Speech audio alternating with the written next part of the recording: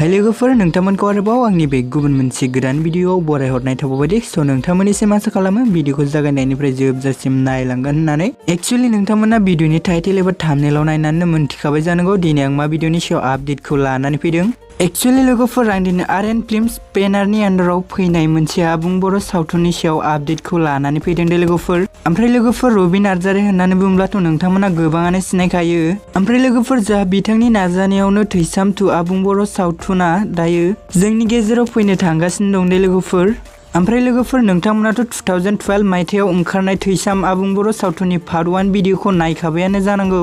ओमफ्राय लोगोफोर जोंहा बे थैसाम 2 आबुं बर' सावथुननि बाजेटखौ 50 लाखनिफ्राय 60 लाखसिम होनना मिथिनाय जादों दे लोगोफोर।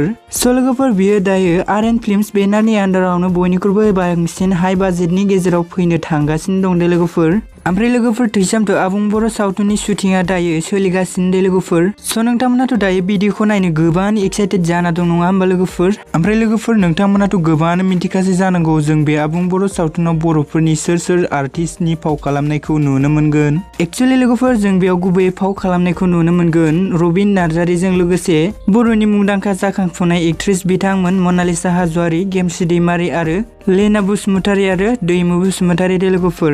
स' नोंथांमोन दिनैनि आपडेटआ बेखिनियानो मोनदे लोगोफोर। नोंथांमोना भिडियोखौ जुदि नायनानै मोजां मोनदों अब्ला चेनेलखौ साबस्क्राइब, भिडियोखौ लाइक आरो कमेन्ट खालामनो दाबावदे लोगोफोर। गोजोन्थों।